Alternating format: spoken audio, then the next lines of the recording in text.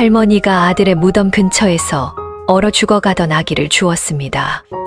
헌데 이 아기 그냥 아기가 아닙니다. 5살의 샘을 척척해내고 하나를 가르치면 열을 아는 천재 신동이었던 것이지요. 피 한 방울 섞이지 않은 남의 자식을 위해 헌신한 바보 같은 할머니. 과연 그녀는 이 천재 아이를 무사히 지켜낼 수 있을까요? 구름야담의 이야기가 계속될 수 있도록 구독과 좋아요로 응원의 마음을 보태주세요. 자, 그럼 오늘도 감동적인 옛날 이야기 지금 바로 시작합니다. 옛날 옛적 마포나루터 근처에 심씨라는 할머니가 살고 있었습니다. 심씨는 작은 떡집을 운영하며 홀로 살아가는 60세 노인이었지요. 젊은 시절 남편을 먼저 보내고 유일한 혈육이었던 아들마저 25세 역병으로 잃은 뒤로는 하루하루를 떡 빚는 일로만 버텨왔습니다. 그해 겨울은 유난히도 혹독했습니다. 동짓날이 가까워오자 하늘에서는 굵은 한방눈이 쉴 새 없이 쏟아져 내렸지요. 마을 사람들은 이런 날씨엔 길을 나서지 말라고 했지만 심씨는 아들의 기일을 그냥 넘길 수 없었습니다. 심씨는 낮 장사를 서둘러 마치고 아들이 좋아하던 붉은 팥시루떡 한 시루를 이고 산을 올랐습니다. 눈은 점점 더 거세게 내렸고 발목까지 빠지는 눈길을 헤쳐 무덤에 도착했을 때는 이미 해가 뉘엿뉘엿 넘어가고 있었지요.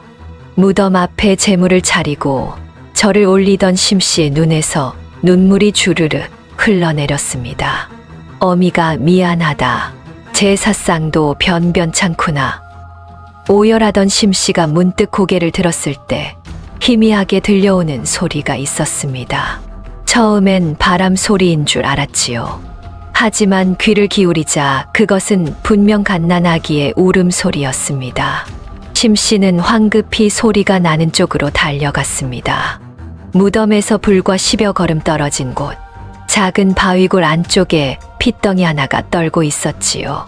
파란 강보에 쌓인 아기는 입술이 새파랗게 질려 있었고 손발은 얼음장처럼 차가웠습니다. 아이고, 이를 어쩐담. 심씨는 재빨리 자신이 입고 있던 두툼한 솜저고리를 벗어 아기를 감쌌습니다. 하지만 이것만으로는 부족했지요. 심씨는 아들 무덤에 올렸던 따끈따끈한 팥시루떡을 가져와 아기 배 위에 올려놓았습니다. 잠깐만 참거라. 할미가 살려줄 테니. 눈보라를 뚫고 산을 내려온 심씨는 그날 밤부터 고열에 시달렸습니다. 온몸이 불덩이처럼 뜨거웠지만 심씨는 이불 속에 누워있을 수가 없었지요.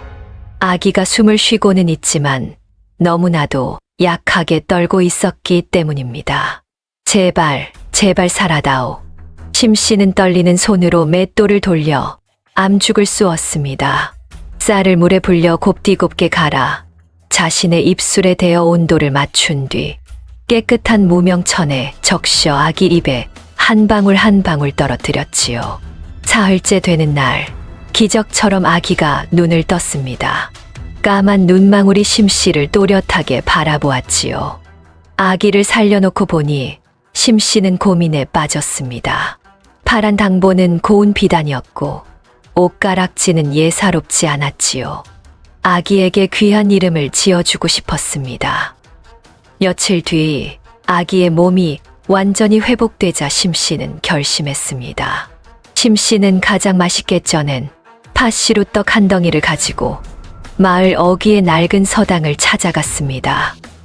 쿤장님, 제가 업둥이를 하나 거뒀는데 떡값 대신 좋은 이름 하나만 지어주십시오.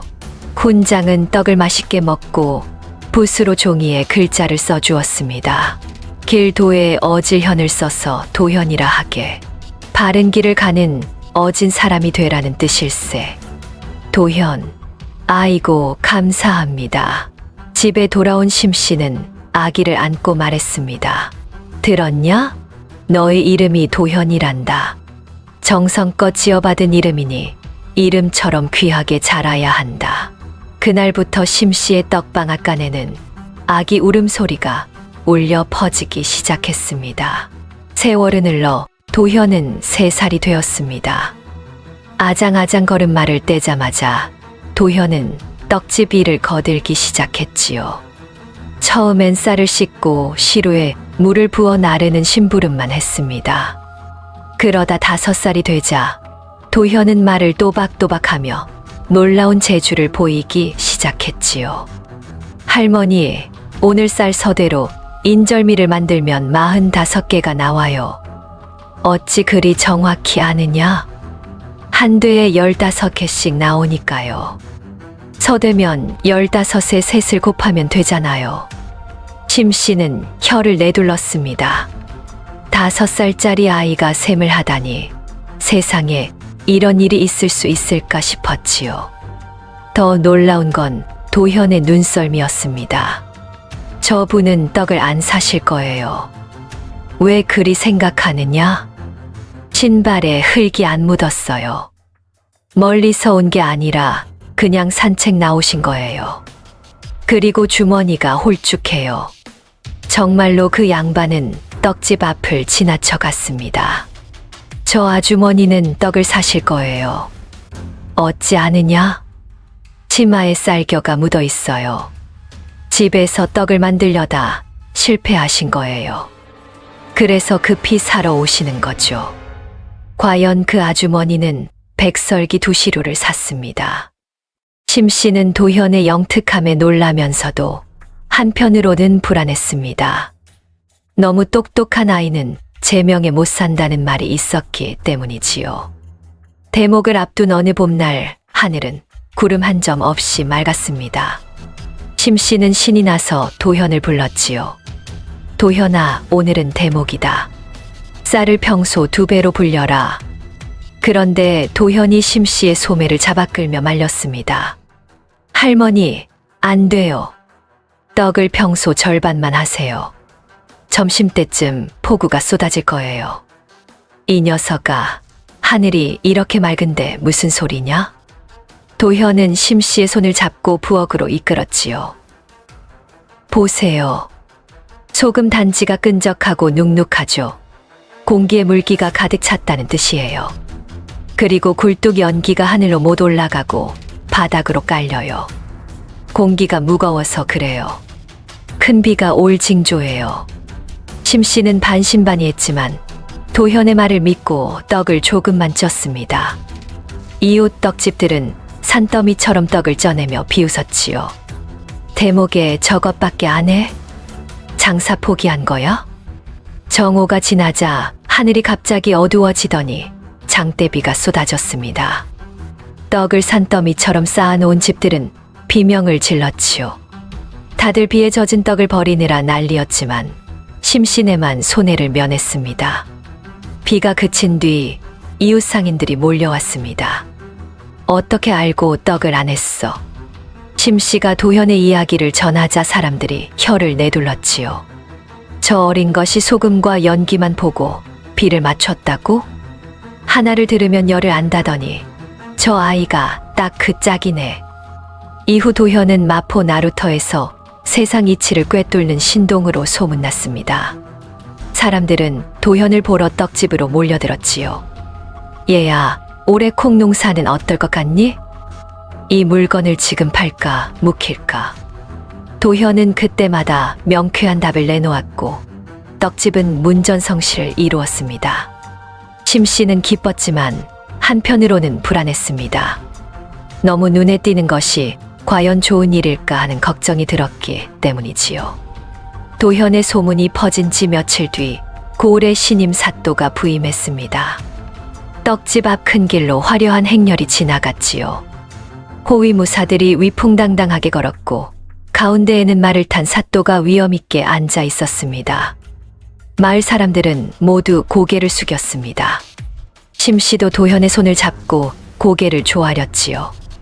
그런데 도현만은 고개를 들고 말의 발굽을 유심히 쳐다보고 있었습니다. 사또가 채찍을 드는 순간 도현이 튀어나갔습니다. 안 돼요. 멈추세요. 위험해요. 호위무사들이 소리쳤지요. 이 무슨 버르장머리냐? 창을 든 무사가 도현을 위협하려 하자 심씨가 기겁하며 아이를 감싸 안았습니다. 사또가 말고삐를 당기며 물었습니다. 무슨 일이냐? 도현은 또랑또랑한 목소리로 말했습니다. 말이 아파서 왼쪽 뒷다리를 절뚝거려요. 안장이 오른쪽으로 쏠렸어요. 지금 달리면 쿵 하고 떨어져요. 사또가 내려서 확인해 보니 정말로 말발굽의 편자가 깨져 있었고 안장끈은 끊어지기 직전이었습니다. 도현의 말대로 달렸다면 큰 낙마 사고가 날 뻔한 상황이었지요. 사또는 도현의 머리를 쓰다듬었습니다. 너의 눈썰미가 매보다 날카롭구나. 네가 내 목숨을 구했다. 이 사건으로 도현은 사또의 목숨을 구한 똑똑한 아이로 명성이 고을 밖까지 퍼졌습니다. 소문이 퍼질수록 심씨는 밤잠을 이루지 못했습니다. 도현이 똑똑하다는 것이 자랑스럽기보다는 두려웠지요. 세상은 튀는 사람을 가만두지 않는다는 것을 심씨는 너무나도 잘 알고 있었습니다. 그날 밤 심씨는 도현을 꼭 끌어안았습니다. 도현아, 할미 말 잘 들어야 한다. 네, 할머니. 세상은 모난 돌을 가만두지 않는단다. 네가 똑똑한 건 할미가 제일 잘 알지. 하지만 그걸 남들한테 보이면 안 된다. 심씨의 눈에서 눈물이 주르륵 흘러내렸습니다. 제발 내 앞에서만 똑똑하고 남들 앞에서는 바보가 되거라. 도현은 어린 나이였지만 할머니의 두려움을 느낄 수 있었습니다. 할머니가 자신을 얼마나 사랑하는지, 얼마나 걱정하는지 알 수 있었지요. 다음 날부터 도현은 콧물을 흘리며 바보 흉내를 내기 시작했습니다. 사람들이 물어도 도현은 딴청만 피웠지요. 얼마 전까지 신동이라 불리던 아이가 갑자기 바보가 되었다며 사람들은 수군거렸습니다. 그러게 말이야. 너무 똑똑하면 제명에 못 산다더니 귀신이 씌었다가 빠진 게 아닐까. 심씨는 가슴이 아팠지만 그래도 이게 도현을 지키는 길이라 믿었습니다. 도현에게는 어릴 때부터 간직해온 보물이 하나 있었습니다. 바로 심씨가 무덤가에서 도현을 주었을 때 강보에 함께 들어있던 작은 옷가락지였지요. 도현에게는 그것이 유일한 장난감이었습니다. 가락지는 겉으로 보기에는 평범해 보였지만 안쪽을 자세히 들여다보면 작은 글씨가 새겨져 있었습니다. 도현은 그 글씨를 손가락으로 만지며 궁금해했지요. 어느 날 도현은 심씨에게 물었습니다. 할머니, 이 글씨가 무슨 뜻이에요? 심씨는 글을 몰랐습니다. 평생 떡만 빚으며 살아온 사람이었지요. 하지만 도현을 위해 이웃 훈장님께 물어보았습니다. 민유방본이라 쓰여 있구려. 백성은 오직 나라의 근본이라는 뜻이요. 심씨는 도현에게 그 뜻을 알려주었습니다. 백성이 나라의 근본이란다. 백성을 귀하게 여겨야 한다는 뜻이지. 도현은 그 말을 곰곰이 되새겼습니다. 5살 아이였지만 그 뜻을 이해하려 애썼지요. 할머니, 그럼 백성이 제일 중요한 거예요? 그렇단다. 도현은 떡집을 둘러보았습니다. 매일 떡을 사러 오는 사람들, 힘든 일을 하고 와서 떡 한 조각으로 배를 채우는 사람들. 그들이 바로 백성이었지요. 할머니는 매일 떡을 만들어서 사람들을 배불리시잖아요. 그건 장사를 하는 거란다. 할머니도 사람을 살리시는 거예요. 심씨는 도현의 말에 웃었습니다.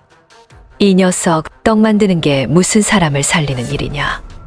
하지만 도현은 진지했습니다. 작은 손으로 옷가락지를 꼭 쥐며 말했지요. 저도 할머니처럼 사람을 살리는 사람이 되고 싶어요. 어떻게? 배고픈 사람을 배부르게 하고, 아픈 사람을 낫게 하고, 억울한 사람을 도와주고 싶어요. 심씨는 도현의 머리를 쓰다듬었습니다. 어린 나이에 벌써 이런 생각을 하다니 기특하면서도 한편으로는 걱정이 되었지요. 도현은 그날부터 옷가락지를 더욱 소중히 여겼습니다. 잠잘 때도 손에 쥐고 잤고 떡집 일을 도울 때도 손가락에 끼고 있었지요. 그리고 어려운 일이 생길 때마다 옷가락질을 만지작거리며 속으로 되뇌었습니다. 민유방본, 백성이 근본이다. 이 말은 훗날 도현의 삶을 이끄는 나침반이 되었습니다. 그러던 어느 날 떠돌이 선비 하나가 떡집 평상에 앉아 쉬고 있었습니다. 선비는 낡은 비망록을 꺼내 한숨을 쉬며 들여다보았지요.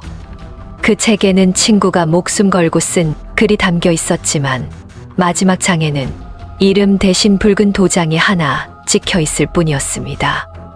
이 도장의 주인이 누구인지 밝혀져야 증거가 될 텐데 도장을 잃어버렸으니 증명할 길이 없구나. 선비가 책을 들여다보는 동안 옆에서는 도현이 심씨를 도와 절편을 만들고 있었습니다. 도현은 장난기가 발동했지요. 떡살 대신 자신의 손가락에 낀 옷가락질을 떡반죽에 꾹꾹 눌렀습니다. 할머니 보세요. 제 반지로 찍으니까 떡에 매화꽃이 피었어요. 하얀 떡 위에 매화 문양이 선명하게 찍혔습니다. 그 순간 떡을 집어 먹으려던 선비의 눈이 휘둥그레졌습니다. 도현이 만든 떡 위의 매화 문양. 그것은 선비가 들고 있는 책 속의 붉은 도장 자국과 똑같은 모양이었지요. 그 무늬. 선비가 떨리는 손으로 책을 펼쳤습니다. 그리고 도현의 옷가락지에 붉은 팥을 묻혀 책의 빈 공간에 찍어보았지요. 기존에 찍혀 있던 도장 옆에 찍으니 쌍둥이처럼 똑같은 무늬가 나타났습니다. 선비의 손이 부들부들 떨렸습니다. 이 가락지가 그냥 반지가 아니라 자네의 인장이었구만. 옷가락지는 단순한 장신구가 아니었습니다. 도현의 친부인 이대감이 사용하던 가문 고유의 도장이었던 것이지요. 선비는 도현을 끌어안으며 눈물을 흘렸습니다. 너가 바로 증거다. 이 가락지를 가진 네가 바로 그 사람의 아들이구나. 선비는 심씨에게 조용히 말했습니다. 이 아이를 제가 가르치겠소. 아버지의 뜻을 이어받을 수 있도록 말이오. 그날부터 선비는 떡집 뒤편 작은 방에 머물며 도현을 가르치기 시작했습니다. 아침이면 도현은 스승 앞에 단정히 앉아 글을 배웠지요.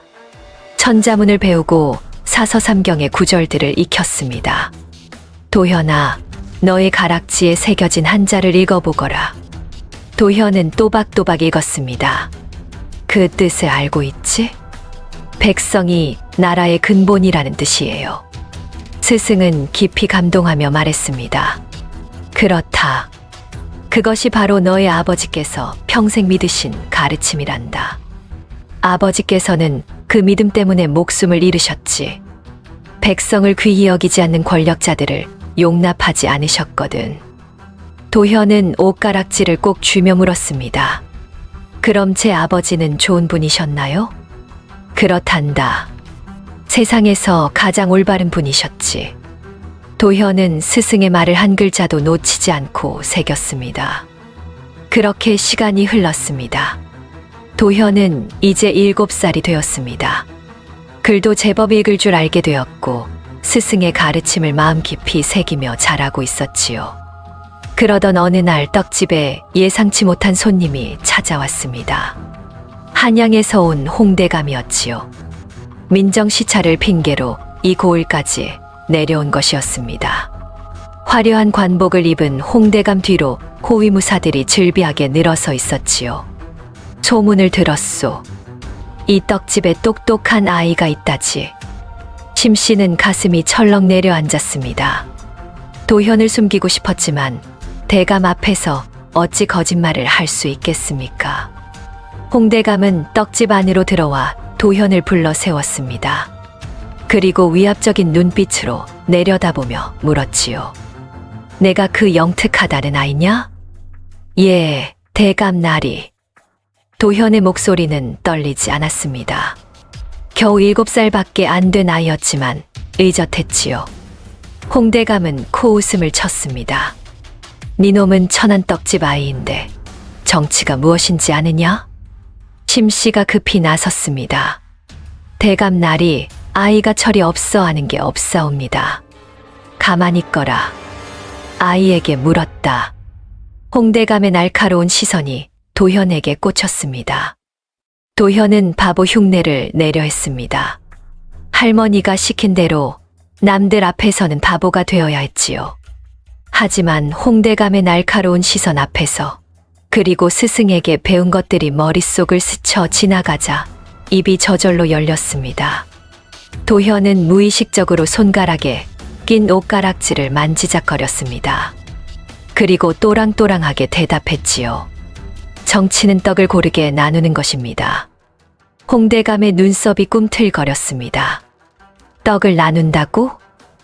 예. 떡을 만들 때 한쪽은 크고 한쪽은 작으면 안 되잖아요. 모두에게 고르게 나눠줘야 해요. 정치도 마찬가지예요. 도현은 이어서 말했습니다. 민유방본. 백성이 오직 나라의 근본이라 배웠습니다. 그 순간 홍대감의 얼굴이 굳어졌습니다. 그 말투, 그 사상, 그 표현 방식. 모두가 홍대감이 역적으로 몰아죽인 이대감과 똑같았기 때문이지요. 홍대감의 머릿속에서 경종이 울렸습니다. 이대감은 평소에도 민유방본을 입에 달고 살았습니다. 백성이 근본이라는 그 사상 때문에 홍대감의 비리를 용납하지 않았지요. 그리고 이 아이가 지금 똑같은 말을 하고 있었습니다. 홍대감의 눈빛이 차갑게 변했습니다. 심씨는 본능적으로 도현을 끌어안았지요. 무언가 잘못되었다는 것을 느낄 수 있었습니다. 홍대감은 잠시 도현을 노려보다가 차가운 미소를 지었습니다. 그의 머릿속에는 한 가지 생각만이 맴돌았습니다. 저 아이, 혹시 그 핏줄이 아닐까? 홍대감은 도현에게 성큼성큼 다가왔습니다. 그리고 거칠게 도현의 멱살을 움켜쥐었지요. 누구한테 그런 말을 배웠느냐? 심씨가 비명을 지르며 달려들었지만 호위무사가 심씨를 막아섰습니다. 심씨는 무사의 팔을 붙잡고 애원했지요. 아이를 놔주시옵소서, 제발.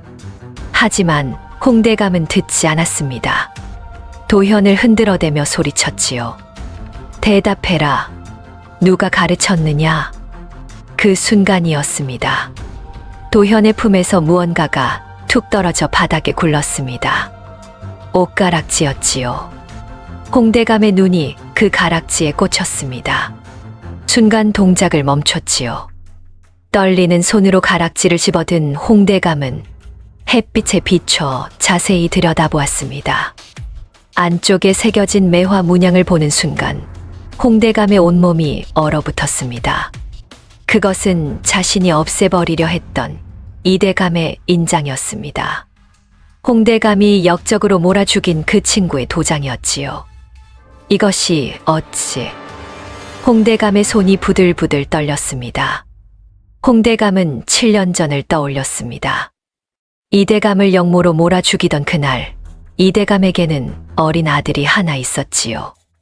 역모 사건이 터졌을 때 그 아이는 종적을 감췄습니다. 홍대감은 아이가 어딘가에서 죽었을 거라 생각했지요. 하지만 지금 눈앞에 있는 이 아이는 이대감의 사상을 품고 그의 인장을 지니고 그와 똑같은 말을 하는 이 아이는 이놈이 그 핏줄이구나. 홍대감의 눈빛이 차갑게 식었습니다. 살려두면 내 목을 죄어오겠어. 홍대감의 머릿속이 빠르게 돌아갔습니다. 이 아이가 자라서 진실을 알게 되면 반드시 복수를 하러 올 것이었지요. 그 전에 없애야 했습니다. 홍대감은 옷가락지를 바닥에 내던졌습니다. 그리고 도현을 밀쳐냈지요. 도현은 바닥에 넘어지며 옷가락지를 주워 품에 넣었습니다. 홍대감은 아무렇지 않은 듯 떡집을 나섰습니다. 겉으로는 태연한 척했지만 속으로는 이를 갈고 있었지요. 떡집 밖으로 나간 홍대감은 호위무사의 귀에 대고 낮게 속삭였습니다. 없애라. 흔적도 남기지 말고. 호위무사가 고개를 숙였습니다. 명을 받들겠사옵니다. 홍대감의 행렬이 떠나고 난 뒤 떡집에는 무거운 침묵만 남았습니다. 심씨는 부들부들 떨며 도현을 끌어안았지요. 도현도 할머니를 꼭 안았습니다. 어린 나이였지만 위험이 닥쳐온다는 것을 알 수 있었지요. 그날 밤 심씨는 문을 꼭꼭 걸어 잠그고 떡집 구석구석을 살폈습니다. 무언가 끔찍한 일이 일어날 것 같은 예감이 들었기 때문이지요. 심씨는 부엌에서 쓰던 낫을 무릎 위에 올려놓고 앉아 있었습니다. 도현은 할머니 옆에서 잠든 척하고 있었지만 사실은 한숨도 잘 수가 없었습니다. 밖에서 들려오는 모든 소리가 신경 쓰였지요. 한밤중이었습니다. 도현이 살짝 눈을 뜨자 심씨의 모습이 촛불에 비쳐 보였습니다. 할머니는 굳은 살이 박인 손으로 도현의 헌버선을 깁고 있었지요. 버선은 여기저기 헤어져 있었고 바닥은 닳아서 구멍이 날 지경이었습니다. 한 땀 한 땀 정성스럽게 바늘을 움직이는 할머니의 굽은 등이 보였습니다.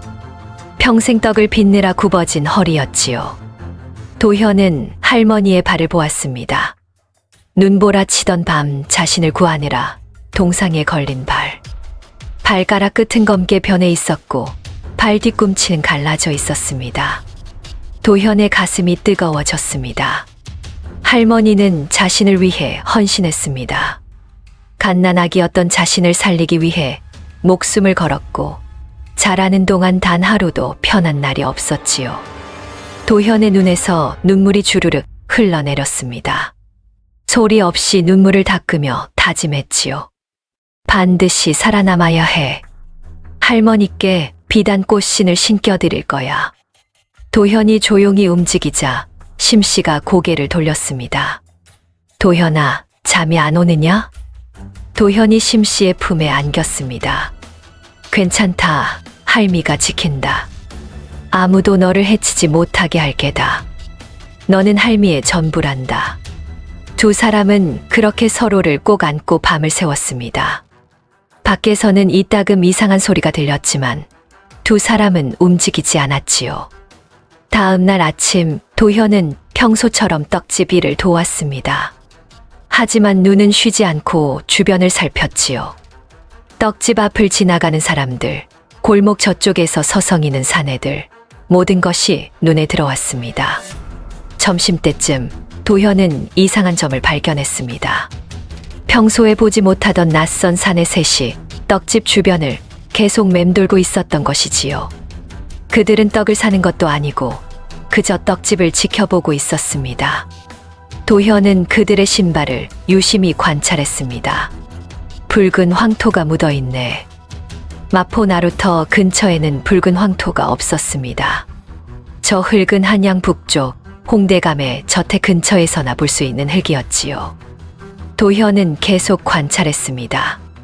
사내들은 서로 눈짓과 손짓으로 신호를 주고받았습니다.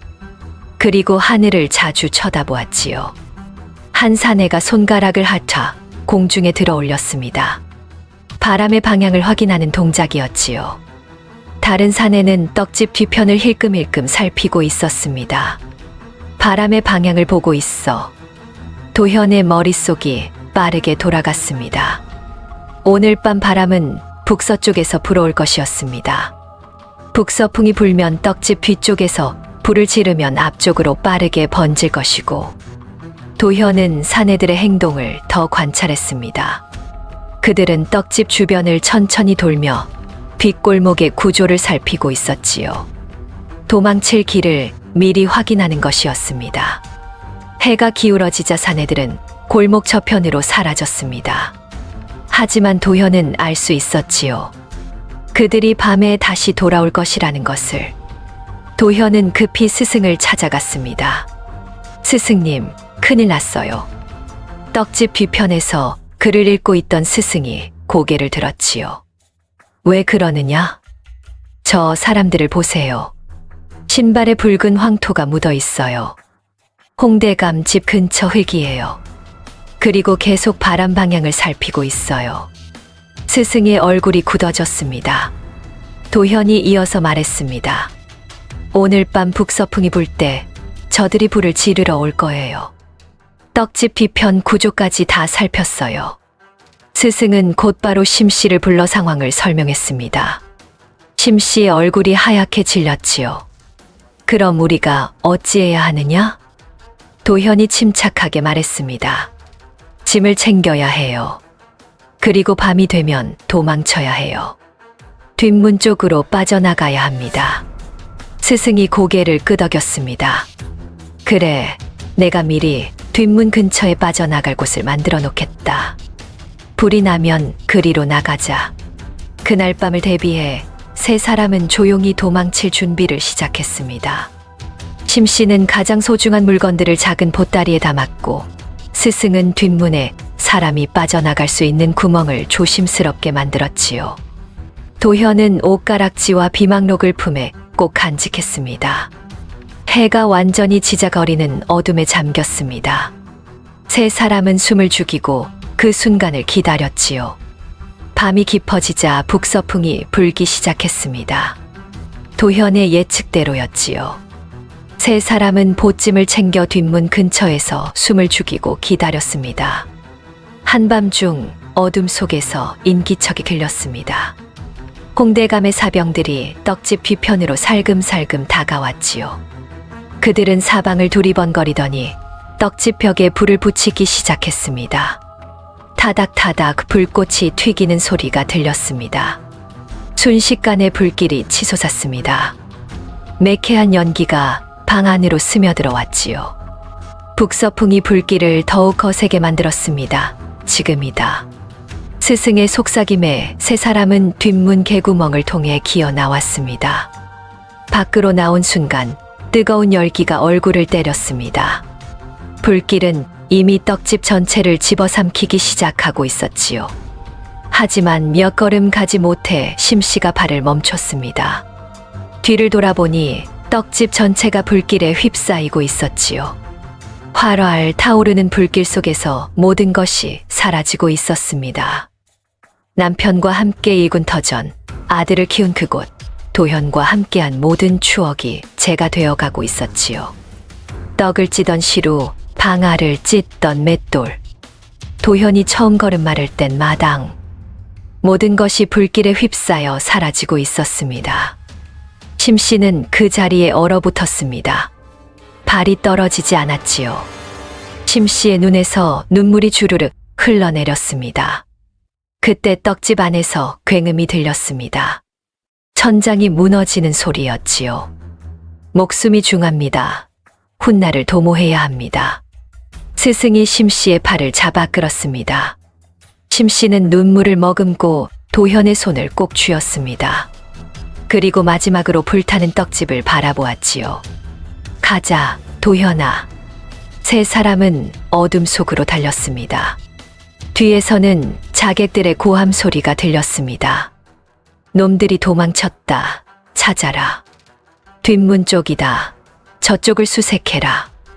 심씨는 도현의 손을 놓지 않았습니다. 평생 떡 빚던 그 악력으로 도현의 손을 꼭 쥐고 달렸지요. 불빛이 점점 멀어졌습니다. 하지만 자객들의 발소리는 점점 가까워지고 있었습니다. 숨을 헐떡이며 달리던 세 사람이 갈림길에 섰습니다. 왼쪽은 산으로 가는 길이었고 오른쪽은 강가로 가는 길이었지요. 심씨가 왼쪽을 가리키며 말했습니다. 산으로 가자. 숲에 숨으면 찾기 어려울 게다. 하지만 도현이 심씨의 팔을 붙잡았습니다. 왜 그러느냐? 도현은 잠시 두 길을 번갈아 보았습니다. 산길은 가파르고 험했지만 숨을 곳이 많아 보였지요. 하지만 도현의 머릿속은 다르게 돌아가고 있었습니다. 저 사람들은 우리가 산으로 갈 거라 생각할 거예요. 분명히 산길에 매복하고 있을 거예요. 스승이 고개를 끄덕였습니다. 맞는 말이다. 도망치는 사람은 이래 산으로 가기 마련이지. 도현이 오른쪽 길을 가리켰습니다. 갈대밭으로 가야 해요. 갈대가 사람 키보다 높아서 그 안에 숨으면 찾을 수 없어요. 게다가 강물 소리가 발소리를 덮어줄 거예요. 심씨가 걱정스러운 표정으로 물었습니다. 하지만 단가는 탁 트여 있지 않느냐? 달빛에 우리 모습이 보일 텐데. 도현이 하늘을 올려다보았습니다. 오늘 밤은 구름이 두껍게 끼었어요. 달빛이 약해서 오히려 우리를 숨기기 좋아요. 그리고 강가는 안개가 자주 끼어요. 스승이 도현의 어깨를 두드렸습니다. 역시 영특하구나. 그래, 내 판단을 믿겠다. 세 사람은 도현의 판단을 믿고 강가로 향했습니다. 얼마 후 뒤쪽 산길에서 횃불 빛이 보였습니다. 자객들이 산으로 올라가고 있었지요. 저기 있을 개다. 산을 샅샅이 뒤져라. 나무 뒤, 바위 틈 모두 확인해라. 도현의 판단이 옳았습니다. 1차 포위망을 무사히 빠져나온 것이지요. 세 사람은 강가에 도착했습니다. 과연 도현의 말대로 강물에서 피어오르는 물안개가 주변을 뿌옇게 감싸고 있었지요. 저기 갈대밭이 보여요. 어서 숨어요. 세 사람은 갈대밭 속으로 몸을 숨기며 한숨을 돌렸습니다. 갈대는 사람 키의 2배는 되어 보였습니다. 그 사이에 웅크리고 앉으니 밖에서는 전혀 보이지 않았지요. 멀리서 자객들이 산을 수색하는 소리가 들렸지만 점점 멀어져 갔습니다. 도현은 조용히 숨을 고르며 다음 행동을 생각했습니다. 갈대밭을 빠져나와 강둑을 따라가던 중이었습니다. 어둠 속에서 도현이 돌부리에 걸려 넘어지고 말았지요. 도현은 비명을 삼키며 발목을 움켜쥐었습니다. 발목이 심하게 삐었는지 일어서려 하자 통증이 엄습했지요. 심씨가 급히 달려왔습니다. 도현의 발목은 이미 퉁퉁 부어오르고 있었지요. 그때 멀지 않은 곳에서 외침이 들렸습니다. 저쪽이다. 강가를 수색하라. 자객들이 산에서 내려와 이쪽으로 오고 있었습니다. 도현은 일어서려 했지만 발목에 체중이 실리자 그대로 주저앉고 말았지요. 심씨가 도현 앞에 등을 돌리며 앉았습니다. 어서 올라타거라. 할머니, 저 너무 무거워요. 도현은 이제 7살이었습니다. 갓난아기 때처럼 가볍지 않았지요. 저 때문에 할머니까지 죽으면 안 돼요. 하지만 심씨는 도현을 등에 업었습니다. 무릎이 휘청거렸지만 이를 악물고 일어섰지요. 내 떡치던 팔이 말지. 너 하나쯤은 깃털이다. 심씨는 그렇게 말했지만 사실 무릎이 끊어질 듯 아팠습니다. 60이 넘은 노인의 몸으로 다 큰 아이를 업는다는 것은 보통 일이 아니었지요. 하지만 심씨는 멈추지 않았습니다. 한 걸음, 2걸음. 땀이 비 오듯 쏟아졌습니다. 숨이 턱까지 차올랐지요. 무릎이 후들거렸고 등은 불타는 것처럼 아팠습니다. 할머니, 제발 저 내려놓으세요. 도현이 울먹이며 말했지만 심씨는 대답하지 않았습니다. 대답할 숨조차 남아있지 않았지요. 심씨의 머릿속에는 죽은 아들의 모습이 떠올랐습니다. 역병으로 죽어가던 아들을 살리지 못했던 그날. 아들의 차가워지는 손을 잡고 통곡하던 그날. 이번에는 지킨다. 이번에는 절대 놓지 않는다. 심씨는 지늘길을 걸었습니다. 발이 지늘게 빠질 때마다 온몸의 힘을 다해 발을 빼냈지요. 무릎이 꺾일 것 같았지만 죽은 아들을 생각하며 초인적인 힘을 냈습니다. 뒤에서 자객들의 외침이 점점 가까워졌습니다. 하지만 심씨는 멈추지 않았습니다. 도현을 업은 채 어둠 속을 걸어갔지요. 심씨가 도현을 업고 간신히 나루터에 도착했습니다. 스승이 미리 와서 배 한 척을 준비해 두고 있었지요. 하지만 뒤에서 말발굽 소리가 들렸습니다. 홍대감의 사병들이 곧 도착할 것이었습니다. 어서 타시오. 스승이 심씨와 도현을 배에 태웠습니다. 그런데 스승은 배에 오르지 않았지요. 대신 품에서 작은 손칼을 꺼내 나루터에 묶여있던 다른 배들의 밧줄을 재빠르게 끊기 시작했습니다. 선비님, 뭐 하시는 거예요? 스승은 대답 대신 자신의 각과 두루마기를 벗어 반대편 갈대숲으로 힘껏 던졌습니다. 바로 그때 사병들이 나루터에 도착했지요. 저기다. 저 갈대밭으로 도망쳤다. 사병들이 갈대숲 쪽으로 우르르 달려갔습니다. 밧줄이 끊긴 배들은 물살에 떠내려가기 시작했고 사병들은 배를 잡으려 우왕좌왕했지요. 심씨가 외쳤습니다. 선비님도 타시오. 하지만 스승은 배를 강으로 힘껏 밀어내며 미소 지었습니다. 나는 미끼가 되어 놈들을 따돌리겠소. 걱정 마시오. 내 몸 하나 숨길 곳은 많으니. 배가 물살을 타고 떠내려가기 시작했습니다. 한양에서 봅시다. 스승의 외침이 강물 위로 울려 퍼졌습니다. 짙은 밤 안개가 강을 뒤덮었고 심씨와 도현을 태운 배는 안개 속으로 사라졌지요. 스승은 혼란을 틈타 유유히 어둠 속으로 몸을 숨겼습니다. 도현은 안개 속에서 스승이 있던 쪽을 바라보며 눈물을 흘렸습니다. 스승님, 꼭 살아계세요. 나룻배는 안개를 뚫고 강 건너편에 무사히 닿았습니다. 심씨와 도현은 배에서 내렸지만 어디로 가야 할지 막막했지요. 떡집도 불탔고 의지할 사람도 없었습니다. 홍대감의 추격은 계속될 것이었고 조선팔도 어디든 그의 손길이 미칠 것이었습니다. 두 사람은 강가를 따라 걷기 시작했습니다. 도현은 다친 발목 때문에 절뚝거렸고 심씨는 무릎이 아파 제대로 걷기가 힘들었지요. 해가 뜨자 강가에 피난민 무리가 보였습니다. 짐을 잔뜩 진 사람들, 아이를 업은 여인들, 지팡이를 짚은 노인들이 줄지어 걸어가고 있었지요. 어디서 오시는 길이요? 심씨가 한 사내에게 물었습니다. 홍수가 나서 마을이 통째로 떠내려갔습니다. 집도 잃고 먹을 것도 없어서 임금님께 구휼미를 받으러 가는 중이지요.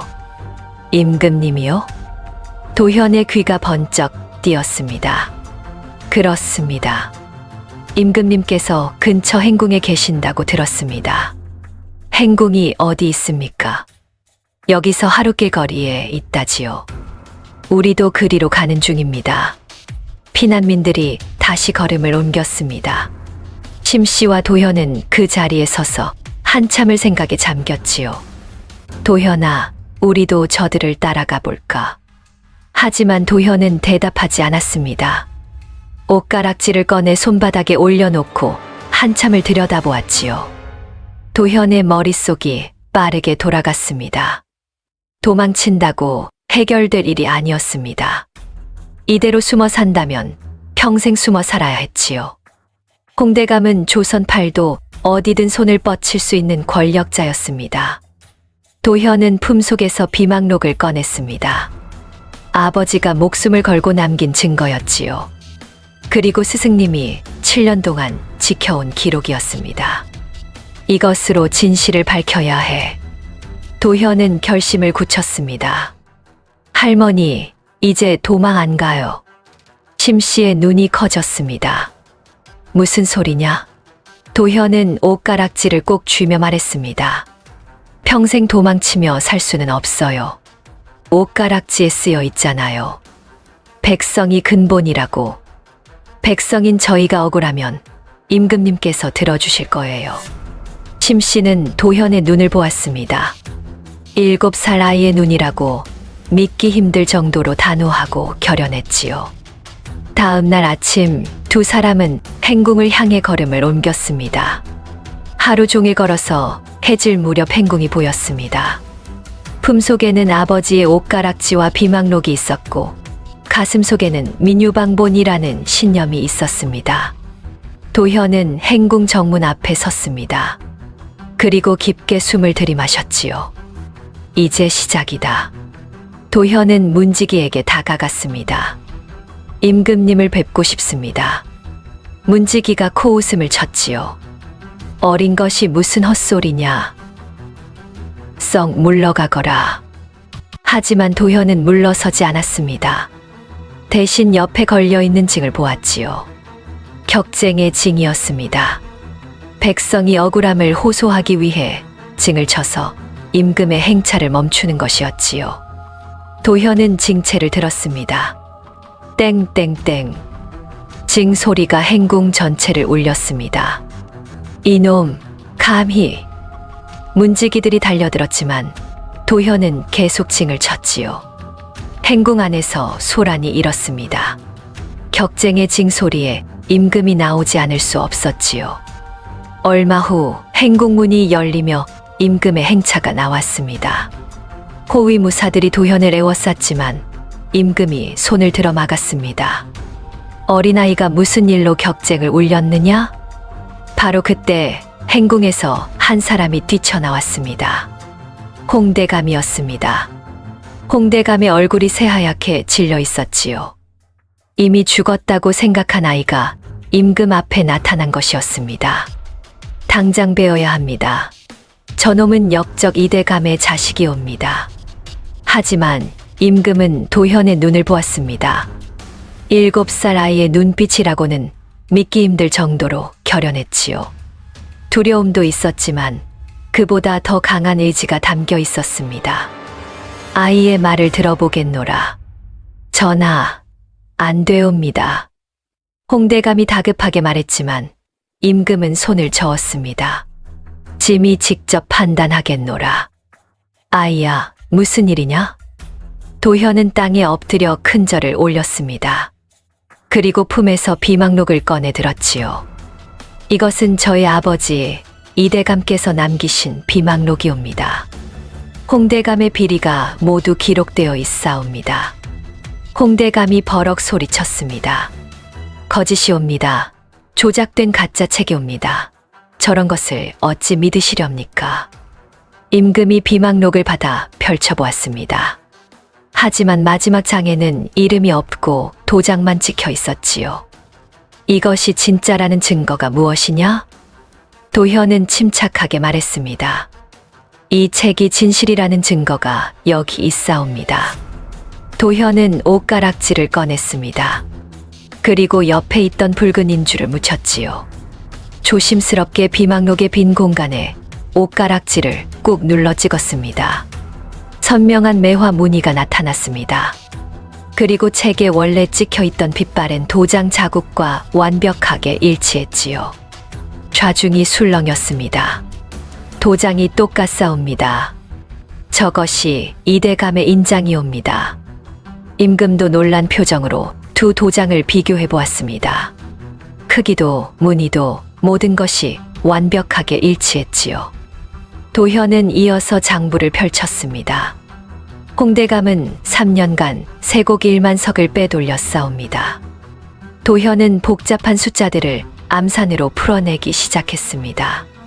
첫 해의 세곡은 1만 2천 석이 들어와야 하나 9천 석만 창고에 들어갔사옵니다. 차이는 3천 석이옵니다. 둘째 해에는 1만 3천 석이 들어와야 하나 9,500석만 기록되었사옵니다. 차이는 3,500석이옵니다. 셋째 해에도 마찬가지로 3,500석이 빠졌사옵니다. 도현은 손가락으로 하나하나 세며 말했습니다. 합하면 1만 석이옵니다. 여기 기록된 세곡과 실제 창고에 들어간 세곡의 차이가 정확히 일치하옵니다. 임금은 아이의 천재성에 감탄했습니다. 7살 아이가 이렇게 복잡한 계산을 머릿속으로 해낸다는 것이 믿기지 않았지요. 놀랍구나. 어린 나이에. 홍대감은 식은땀을 흘리며 뒷걸음질 쳤습니다. 홍대감이 궁지에 몰렸습니다. 물증도 있고 도현의 논리도 명확했지요. 하지만 홍대감은 끝까지 발악했습니다. 말도 안 되는 소리옵니다. 홍대감의 목소리가 떨렸습니다. 도장은 훔친 것이고 장부는 아이의 억지일 뿐이옵니다. 7살짜리 아이의 말을 어찌 믿으시렵니까? 임금이 미간을 찌푸렸습니다. 그렇다면 홍대감, 너가 결백하다는 증거를 대어라. 소인은 평생 충성을 다했사옵니다. 이 아이는 역적의 자식으로 저를 모함하려는 것이옵니다. 홍대감이 땅을 치며 울부짖었지요. 증인을 대시오. 증인도 없이 어찌 사람을 죄인으로 몰 수 있사옵니까? 바로 그때였습니다. 여기 산 증인이 있소. 우렁찬 목소리가 어전을 울렸습니다. 한 선비가 당당한 걸음으로 어전으로 걸어 들어왔습니다. 도현의 눈이 휘둥그레졌습니다. 스승님이었습니다. 나루터에서 헤어진 뒤 한양으로 와서 이 순간을 기다리고 있었던 것이지요.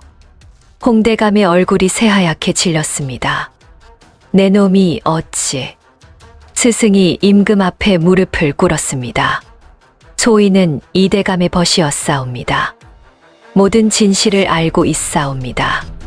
스승은 차분하게 증언하기 시작했습니다. 홍대감이 버럭 소리쳤습니다. 그대의 말만으로는 부족하다.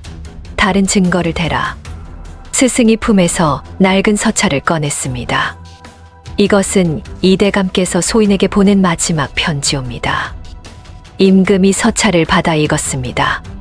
그리고 고개를 끄덕였지요. 물증, 논리, 증인, 세 가지가 모두 갖춰졌습니다. 홍대감은 그 자리에 주저앉았습니다. 더 이상 변명할 여지가 없었지요. 임금이 녹이 띤 목소리로 명했습니다. 홍대감을 파직하고 유배형에 처하라. 재산은 모두 몰수하여 백성들에게 돌려주도록 하라. 그리고 임금이 도현을 바라보았습니다. 이대감의 가문은 복권하라. 억울한 누명을 씌워 죽인 죄 크도다. 도현은 땅에 엎드려 큰 절을 올렸습니다. 심씨도 옆에서 눈물을 흘리며 절을 했지요. 며칠 뒤 도현의 친척들이 몰려왔습니다. 이제 명문가로 돌아가자꾸나. 친척들은 화려한 비단옷을 내밀었습니다. 도현은 심씨를 바라보았습니다. 심씨는 눈물을 참으며 도현의 머리를 쓰다듬었지요. 가거라, 도현아. 너가 있어야 할 곳으로 가야 한다. 도현은 심씨를 꼭 끌어안았습니다. 할머니, 꼭 다시 올게요. 약속해요. 도현은 한 걸음 뒤를 돌아보며 떠났습니다. 심씨는 도현의 모습이 보이지 않을 때까지 손을 흔들었지요. 세월이 흘러 몇 년이 지났습니다. 마포 나루터에는 다시 지어진 심신의 떡방앗간이 있었습니다. 예전보다 더 크고 번듯해진 떡집이었지요. 손님들이 문전성시를 이루었고 김이 모락모락 나는 떡 냄새가 온 마을에 퍼졌습니다. 어느 봄날 아침 관복을 입은 청년 하나가 떡집으로 걸어왔습니다. 과거의 장원 급제한 도현이었습니다. 이제 20이 된 도현은 임금님을 가까이서 모시는 관리가 되었지요. 떡집 안에서는 늙은 심씨가 여전히 떡을 빚고 있었습니다. 허리는 더 굽었지만 떡을 만드는 손놀림만큼은 여전히 능숙했지요. 할머니, 도현의 목소리에 심씨가 고개를 들었습니다. 아이고, 우리 도현이. 심씨의 얼굴에 환한 미소가 번졌습니다. 도현은 떡집 안으로 들어와 심씨 앞에 큰 절을 올렸지요. 심씨가 도현의 손을 잡으며 눈물을 글썽였습니다. 도현은 방금 쪄낸 따끈한 팥시루 떡을 한 조각 집어들었습니다. 어릴 적 무덤가에서 자신을 살린 바로 그 떡이었지요. 한 입 빼어 물자 익숙한 맛이 입안 가득 퍼졌습니다. 할머니, 떡이 제일 맛있습니다. 심씨가 도현의 등을 토닥였습니다. 심씨의 얼굴에는 행복한 미소가 가득했지요. 도현은 품에서 비단 보자기를 꺼냈습니다. 그 안에는 고운 비단 꽃신 한 켤레가 들어있었지요. 할머니, 이거 신으세요. 제가 어릴 때 다짐했던 거 기억하세요? 할머니께 비단 꽃신을 신겨드리겠다고. 심씨의 눈에서 눈물이 주르륵 흘러내렸습니다. 할머니가 저를 살려주셨잖아요. 눈보라치던 그날 솜저고리를 벗어 저를 감싸주셨고 따뜻한 떡으로 제 목숨을 살려주셨어요. 도현도 눈시울이 붉어졌습니다. 자객들이 쫓아올 때도 할머니는 저를 업어주셨어요. 할머니가 아니었다면 저는 진작에 죽었을 거예요. 심씨가 도현을 꼭 끌어안았습니다. 아니다, 도현아. 네가 있어서 할미가 살았다. 죽은 아들을 잃고 혼자 남았을 때 할미는 살아갈 이유가 없었단다. 그런데 너가 왔지. 네가 할미에게 다시 살아갈 이유를 준 거야. 두 사람은 한참을 그렇게 끌어안고 있었습니다. 떡집 한쪽에서는 스승이 흐뭇한 미소로 두 사람을 바라보고 있었습니다. 스승도 이제 관직에 복귀하여 도현과 함께 일하고 있었지요. 도현과 심씨는 마당으로 나왔습니다. 마당 한가운데 심어진 매화나무에 꽃이 흐드러지게 피어 있었습니다. 도현이 어릴 적 심은 나무였지요. 도현은 옷가락지를 꺼내 햇빛에 비춰보았습니다. 가락지 안쪽의 글귀가 햇살에 반짝였지요. 도현은 백성이 오직 나라의 근본이라는 그 가르침을 평생 잊지 않았습니다. 관리가 된 뒤에도 백성을 위하는 정치를 펼쳤고 억울한 사람을 돕는 일에 앞장섰지요. 두 사람은 손을 맞잡고 활짝 웃었습니다. 세상에는 피로 맺어진 가족도 있지만 사랑으로 맺어진 가족도 있습니다. 진정한 가족은 혈연이 아니라 마음으로 이어진다는 것을 도현은 보여주었습니다. 다음 영상을 빠르게 만나보시려면 좋아요와 구독을 눌러주세요. 지금 화면에 나오는 구름야담의 더 재미있는 영상들도 함께 해주세요.